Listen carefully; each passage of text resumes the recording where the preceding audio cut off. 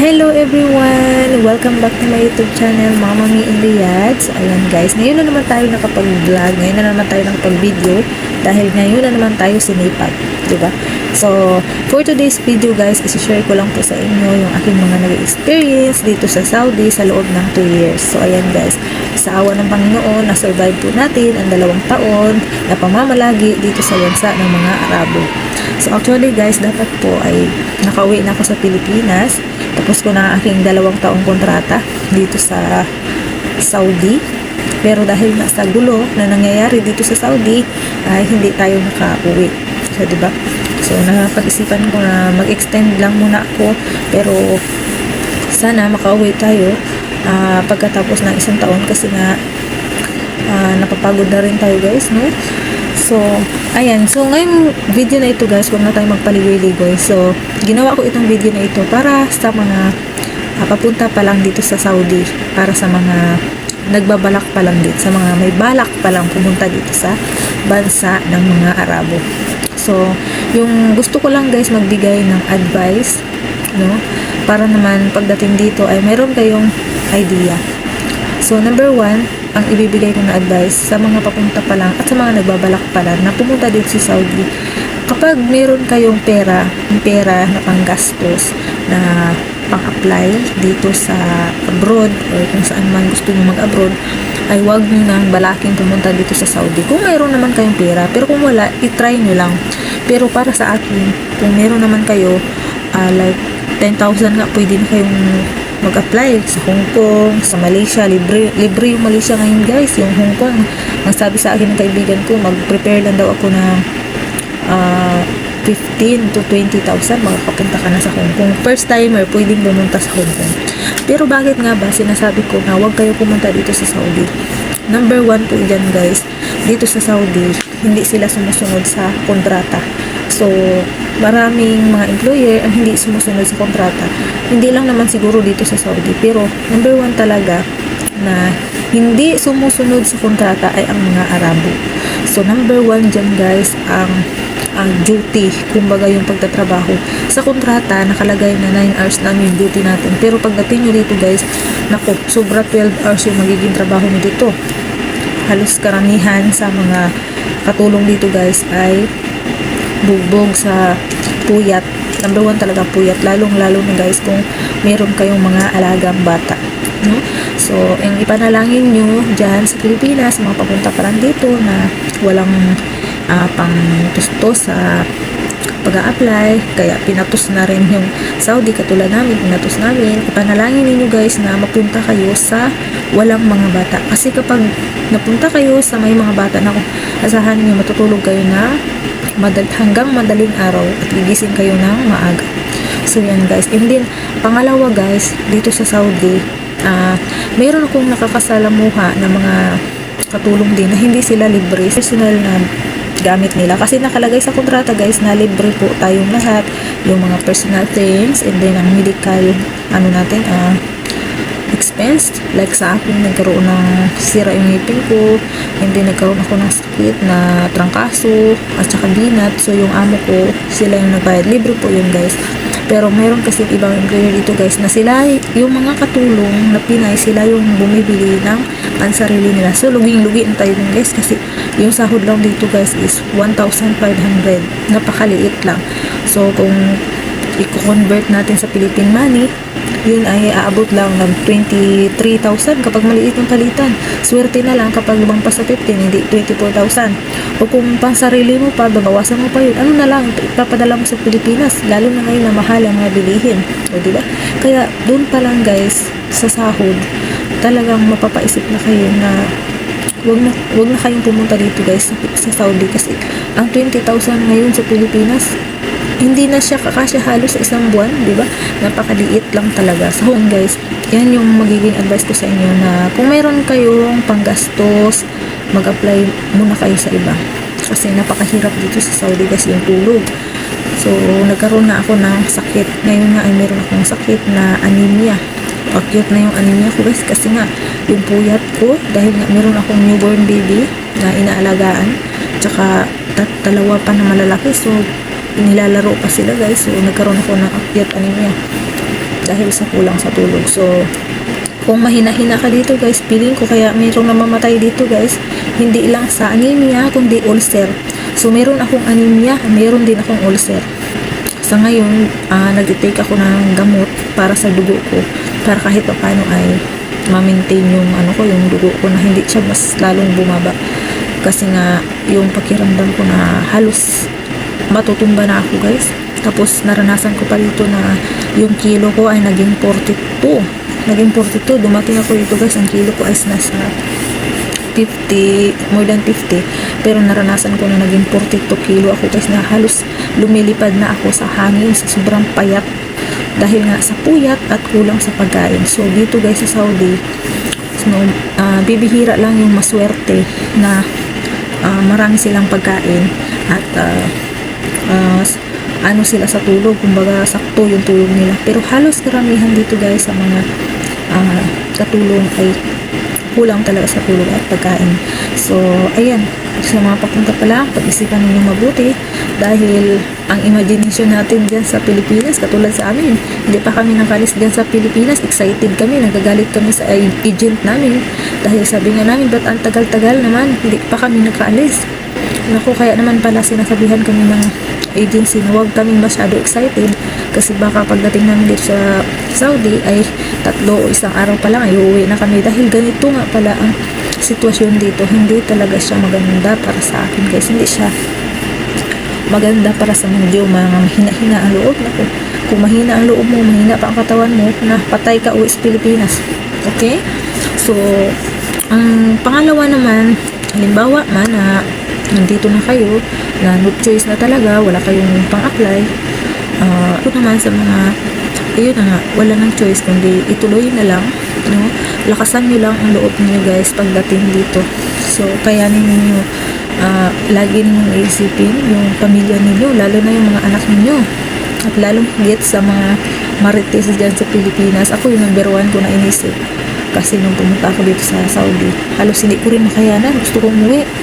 Pero naisip ko kasi guys na ano kaya ang sasabihin ng mga marites na kapitbahay ko, di ba? Sasabihin nila na ay sus, paborit-borit na nag-abroad tapos hindi lang pala kaya uuwi, di ba?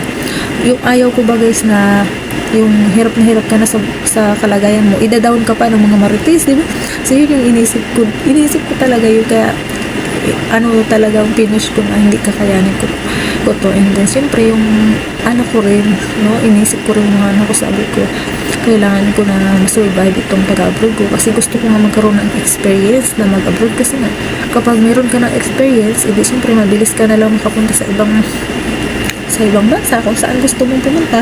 And then syempre kailangan ko mag-ipon ng pera na pang-apply din sa ibang lugar kung saan gusto kong mag-apply, diba? Kaya tiniis ko talaga guys, kahit ganun yung mga nangyari sa akin, nagkasakit ako, halos ma-depress ako, diba, sa lungkot at saka sa problema sa pera. Number 1 talaga guys na naging problema naming mga DH dito guys, yung pera, kasi nga ang liit-liit lang ang sahod namin. Tapos yung expect ng mga pamilya namin dito sa Pilipinas na ang yaman-yaman namin. Dati rin ako ganyan akong pag-iisip ko sa ate ko nung nag-abroad yung ate ko, kasi dating abroad din yung ate ko dito sa Saudi. 9 years na dito. Akala ko maraming pera yung ate ko kasi nga abroad. Yun pala guys, nung dumating na ako dito ko na-realize na Diyos ko, Maria Jose, hirap na hirap din pala yung ate ko sa buhay na ganito lang. Pinagkakasya lang talaga namin yung 23,000 para maipadala sa pamilya na hindi totoo na pag abroad maraming pera, maraming problema pala yung kakaharapin mo dito sa Saudi, dito sa abroad, lalo na sa Saudi. So sa mga papunta pa lang, paghandaan niyo yung sarili niyo, lalo na sa pera, kasi baka yung expect din ng pamilya ninyo na marami kayong pera, no?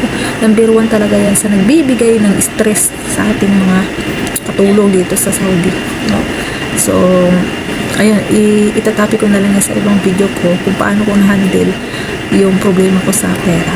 Pero sa ngayon, yung advice ko lang muna yung ibibigay ko sa mga papunta pa lang at sa mga nagbabalak, no? Kapag nandito na kayo, huwag ninyong kakalimutan na manalangin. So ako guys, meron akong way para hindi ako talaga masubrahan sa stress, sa depress, no? Tsaka sa homesick.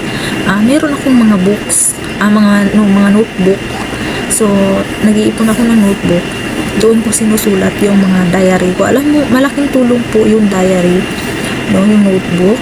Lahat ng sama ng loob mo, yung problema mo, at yung mga gusto mo hilingin sa Panginoon.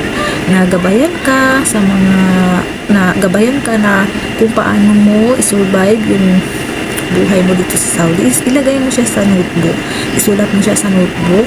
And then, yun, isulat mo sa notebook yung mga nararamdaman mo. Yun, nakakatulong siya, guys. Sobrang nakakatulong siya. Nakakagaan ng loob na naisulat mo siya sa notebook. Kisa naman ikwento mo siya sa Facebook. Kisa naman i-post mo sa Facebook yung mga nangyayari sa buhay mo, di ba? Kasi pag pinost mo yan sa Facebook, mas lalo ka lang pag-uusapan ng mga marites.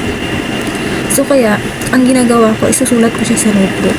At saka, iniisip ko na one day, kapag nakauwi na ako sa Pilipinas, or kung saan man ako makapuntang lugar, at least, mababalikan ko yung mga nakaraan ko, yung mga na-experience ko, diba?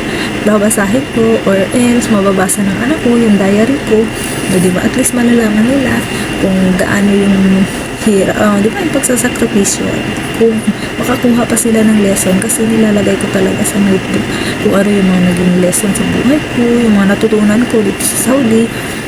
Ayan, at saka alam mo yun, yung pumunta ako dito sa Saudi, sinasabi ko na huwag kayong pumunta dito, pero minsan nakakatulong din kapag pumunta kayo dito, maliit na sahod, maraming problema kayong nakakaharapin, pero alam niyo guys, mapapalapit kayo sa Panginoon. Dito kayo mapapalapit sa Panginoon dahil sa hirap ng pagdadaanan niyo dito, wala kayo ibang lalapitan kundi yung Panginoon. Mas lalo kayong mapapalapit sa Kanya. So mag-pray. Number 1 talaga yung pag-pray. Kasi kapag inisip mo yung problema, bibigay ka talaga. Pero kapag mayroong Panginoon sa puso mo, malalagpasan mo lahat ng pagsubok na dumadating sa buhay mo. Parang paglampas mo ng isang taon, pag nakalampas ka na ng isang taon, naku, ang bilis na lang, hindi mo na mamamalayan matatapos na yung kontrata mo, di ba? Nakaraan nga, may gulo pa dito, February lang yun, di ba? Yung nakancel yung ticket ko, pero ngayon, May na, 2 years and 3 months na ako. So, parang iniisip ko na, ang bilis na lang ng panahon, i-enjoyin ko na lang ang buhay ko dito sa Saudi. Kahit na medyo mahirap pa rin mag-adjust. Actually, malaki na yung alaga ko. 2 years old na siya. Nung May 7, 2 years old na siya. So, nakakapag-adjust na ako. Kaya, medyo bumalik-balik na yung katawan ko. So, enjoy ko na lang. And then, inaantay ko na lang din na tinitsempuhan ko na lang yung amo ko na magpapaalam ako na uuwi na nga sa Pilipinas. Pero, ayun nga guys, sa mga papunta pa lang dito, yung pinaka-advice ko talaga sa inyo, pag-isipan ninyo na maraming beses. Kung mayroon naman kayong paraan na hindi kayo makapunta dito, wag kayo basta-basta tumuloy, lalo na kung mahina ang loob niyo, okay?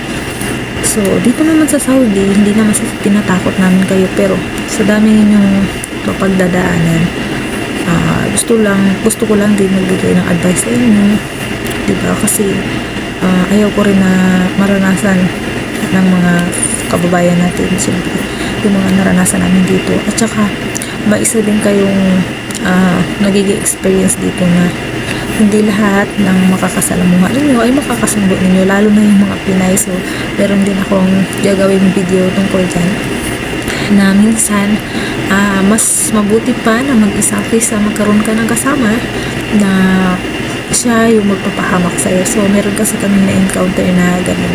So, isa yan sa dahilan kung bakit nag-break contract yung isa sa mga naging kasama namin. So, katulong ng kapatid ng amo ko. So, isi-share ko din yan sa inyo para lang magkaroon kayo ng idea, no? Sa mga papunta pa lang at sa mga nagbabalak pa lang. So, yun lang. Number 1 advice na kung meron naman kayong pera, i-try nyo mag-apply sa iba. Hong Kong, Malaysia, Dubai, gano'n.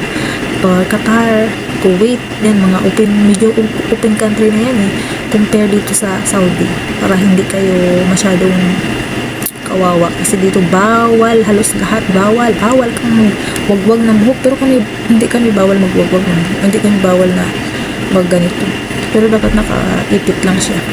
Pero yung iba kasi mahigpit sila, naka-hijab, itatago yung buhok. So, pangalawa,